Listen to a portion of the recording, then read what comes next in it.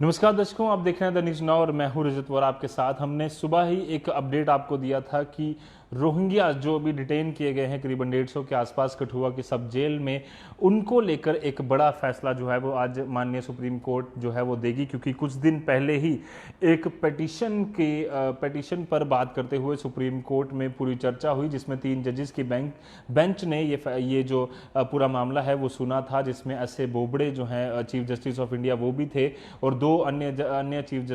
जजेस थे जिन्होंने ये पूरा मामला सुना। और उसके बाद 26 मार्च को इस मामले पर अपनी जो राय है, अपना जो फैसला है, अपनी जो वर्डिक्ट है उससे रिजर्व कर दिया था। और आज उस पर फैसला आना था, जो साफ तौर पर फैसला कहीं ना कहीं उन पेटिशंस के खिलाफ आया है, जिसमें ये मांग की गई थी कि एक रिलीफ उसमें दिया जाए कि जितने भी रोहिंग्यास को डिटेन किया गया है उन्हें रिलीज कर दिया जाए और म्यांमार भेजने की जो प्रक्रिया शुरू होनी थी उसे कहीं ना कहीं कुछ देर के लिए टाल दिया जाए। ऐसी मांग जो है उस पिटीशन में की गई थी। हालांकि उस पिटीशन को अब माननीय सुप्रीम कोर्ट की 3 जजेस की बेंच ने खारिज कर दिया है और कहा है कि इंटरिम रिलीफ का कोई भी चांस यहां पर नहीं बनता है। हालांकि उन्होंने ये भी कहा है कि पेरेंट कंट्री में भेजने के लिए जो प्रोसीजर फॉलो किया जाना चाहिए उसको पूरी तरह से इंडियन गवर्नमेंट और जम्मू एंड कश्मीर की एडमिनिस्ट्रेशन सिक्योरिटी फोर्सेस के साथ मिलकर पूरी करेगी, प्रोसीजर पूरा करेगी। उसी के बाद ही रोहिंग्यास को यहां से डिपोर्ट करना जो है वो शुरू किया जाएगा। आपको बता दूं कि 23 मार्च को इस पर जो सुनवाई है वो शुरू हुई थी और उसके बाद 26 मार्च को इस पर जो फैसला है वो रिजर्व किया गया था। इस केस को चुन रहे थे चीफ जस्टिस एस.ए. बोबड़े, इसके अलावा जस्टिस ए.एस. बोपन्ना और वी रामा सुब्रमण्यम इस केस को पूरी तरह से सुन रहे थे, जो कि पिटीशन फाइल की गई थी मोहम्मद सलीमुल्ला, एक पब्लिक इंटरेस्ट लिटिगेशन थी जिससे कि एडवोकेट प्रशांत भूषण उस केस को लड़ रहे थे। और एडवोकेट प्रशांत भूषण ने जब अपनी दलीलें पेश की तो उसमें उन्होंने कहा था कि म्यांमार में जो हालात हैं जिसमें कि बच्चों के साथ, रोहिंग्या बच्चों के साथ सेक्सुअली एक्सप्लॉयटेशन होती है और कई सारी और प्रॉब्लम जो हैं वहां पर म्यांमार में रोहिंग्या मुस्लिम्स के साथ हैं, जिसकी वजह से इनको वापस भेजना कहीं ना कहीं इंटरनेशनल ह्यूमैनिटेरियन लॉ में एक गलत फैसला होगा। जिसके बाद इंडियन गवर्नमेंट ने कहा था कि इंडिया एक रिफ्यूजी कैपिटल जो है वो नहीं बन सकता, बाकी देशों से यहाँ आकर लोग बसेंगे और उसके बाद उनकी जांच भी ना हो, ये एक बहुत ही गलत तरीका होगा और इंडिया के फेवर में कभी भी नहीं होगा। जिसके बाद लगातार अलग अलग दलीलें जो हैं वो प्रशांत भूषण की तरफ से यानी कि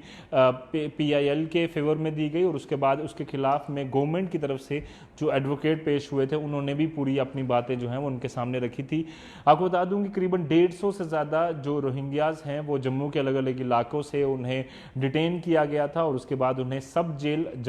जेल कठुआ में भेजा गया। उनके परिवार वाले अभी भी जो हैं वो अलग अलग इलाकों में जम्मू एंड कश्मीर के रह रहे हैं और लगातार काफ़ी खितों में ये मांग उठती रही है कि इनकी जो जांच है वो पूरी तरह से की जानी चाहिए और जल्द ही इनका जो पेरेंट कंट्री है म्यांमार वहां पर इनको भेजा जाना चाहिए। इससे पहले आपको बता दें कि इनके पास कुछ रिफ्यूजी कार्ड्स भी, कई लोगों के पास कार्ड हैं और उसके बाद कई खबरें ये भी आ रही थी कि कुछ इलीगल डॉक्यूमेंट्स भी इन लोगों ने बनाए हैं। हालांकि उस पर अभी तक पूरी तरह से डिटेल तो सामने नहीं आई है, बट लगातार इस पर आज सुबह से ही हमारी नज़र जो है वो बनी हुई थी, क्योंकि काफ़ी दिनों से लगातार इसकी एक मांग आम जनता से, जम्मू से भी उठती रही है कि इस पर एक कोई फैसला माननीय सुप्रीम कोर्ट और इंडियन गवर्नमेंट को ले लिया जाना चाहिए। और उसके बाद जब ये पूरी कार्रवाई शुरू हुई, इनको डिपोर्ट करने की कार्रवाई शुरू हुई, पहले इनकी जो डॉक्यूमेंट्स हैं वो एमए स्टेडियम जम्मू में वेरीफाई किए गए, चेक किए गए और उसके बाद करीबन 150